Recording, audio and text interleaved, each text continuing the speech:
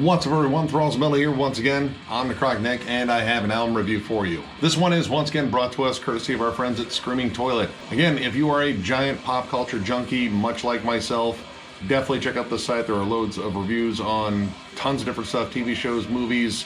There's even figurines you can buy. Definitely check it out. Lots of cool stuff there, and there is a link in the description below. So today I am reviewing the new album from Dephosphorus, Sublimination. This came out on the 11th of September on Self-Made God Records. This band formed in 2008 in Greece, and they are an interesting mix of, I would say, black metal, grindcore, death metal, maybe some post-punk. It's really kind of a hodgepodge of different things, but they kind of dubbed themselves Astro Grind, which is an interesting term because I think of AstroTurf, but this isn't that. This is kind of spacey grindcore with black metal influences, but also death metal influences. It's very strange, but if any of that sounds appealing to you, you can go to their website and actually download their debut EP, Axiom, for free. So yeah, not a bad deal. It's free stuff. Check it out.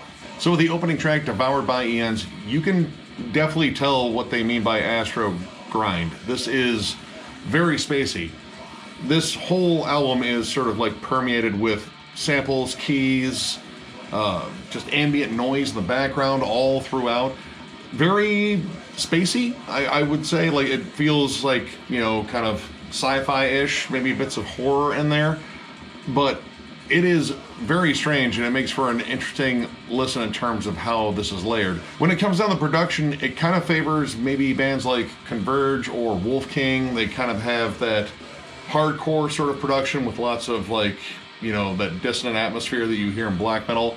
And grindcore is definitely a part of this. It's just kind of in pockets, and it's kind of interesting how it pops up, because most of this, I would say, is very atmospheric, blackened death metal with loads of, like, kind of post-punk moments. A lot of this sort of thrives on, like, that kind of dark ambient atmosphere, lots of squealing dissonant guitars. Again, that's a word we like to say, but man, that is the perfect description for a lot of the guitar work on here. Except for occasionally they like to deliver some pretty catchy riffs. The title track, when it opens up, actually kind of sounds like a combination of Behemoth and Gojira. It kind of has that kind of like methodical breakdown sort of chug, but there's that dissonant atmosphere and kind of a blackened feel through the whole thing.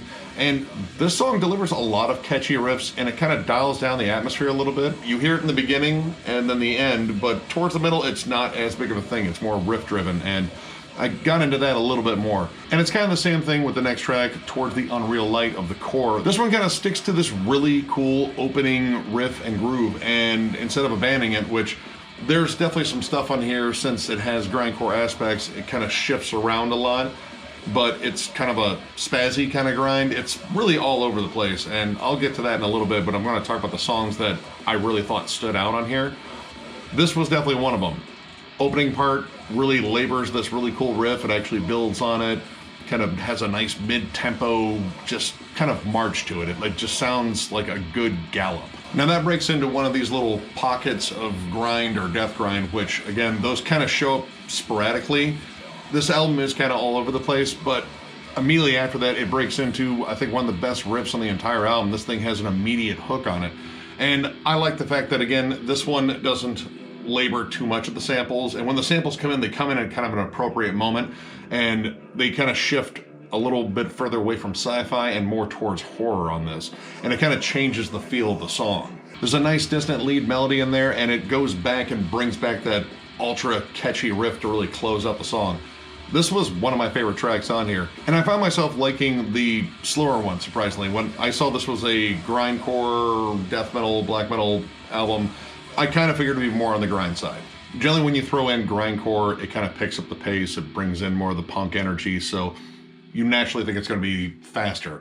And you figure that that's going to be like the most aggressive parts. But I was kind of wrong on that one. Actually, when it came down to the catchiest, most like kind of heavy parts, it really sort of screamed the slower, more methodical tracks. The last track, The Mists Rose Like Departing Dreams, is the longest track on there at over 7 minutes, and I think it is one of the most well-constructed songs on there. The song takes time to build tension and really creates this kind of caustic atmosphere, but within there are pockets of melody. The song has absolutely killer hooks to it, and I love how it continuously just keeps building in intensity, and there's peaks and valleys in it. And the transitions on this are really smooth. This was an excellent song.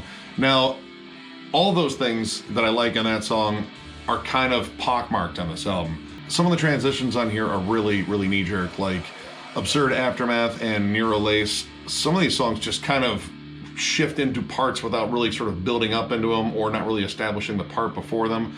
It just kind of freaks out, and that's kind of what I get. Like, you get these little grindcore freakouts.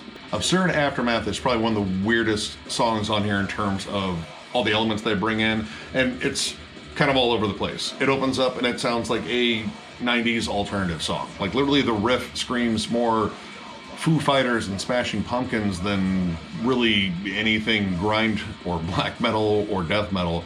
Now, there's like a heavier sort of accent to part of that riff, but most of it is just very alternative. Now then it kind of shifts into like more like heavy post-punk, like Killing Joke or Ambix territory, and then it just all of a sudden freaks out into this grind fit that literally does not repeat. It's just this one section, it kind of just spazzes out for a second, and then we're into this kind of cool hardcore sort of break. It's really just kind of knee-jerk. It's all over the place.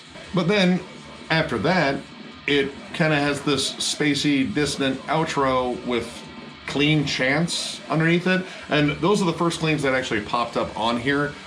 Outside of the last track where there are some clean vocals to start, the vocals on here are definitely an acquired taste. And I did not acquire said taste through the course of this, unfortunately. It's sort of this dry yell or shriek. It's very like rough. And generally you can kind of save something in the vocals if you have some cool cadences too. But the cadences are very haphazard. The vocals just tend to come in when they want to, and it's at odd parts in the song or the riff or wherever they are. They don't really accent the music particularly well often. This album's kind of all over the place. It was kind of hard to get centered on what their main sound is because anytime I thought I knew, it would shift up. Into the Glory of Eternal Orbit, the riff that opens up legit sounds like a High on Fire riff, except, you know, there's a guy kind of just yelping that has laryngitis on it rather than, you know, Matt Pike's signature bark. While I like that song, it's just kind of hard to get centered in on what they're doing in terms of creating this astro grind thing, because grind doesn't seem to be the main part of their sound. The main part of their sound seems to be like experimentation, almost like avant-garde, like, hey, let's see what we can throw in here and, you know, see if we make it work. But the overall feel in this album for me was, this is like forcing pieces of a puzzle to fit. You know, you're just kind of smash them in there. And that's the thing I got when it came down to like transitions and the compositions of the songs. Sometimes they just don't flow very well, or they just flow very oddly. This is definitely an acquired taste, but along the way I found some really cool stuff. So overall, I'm gonna give this 3 stars.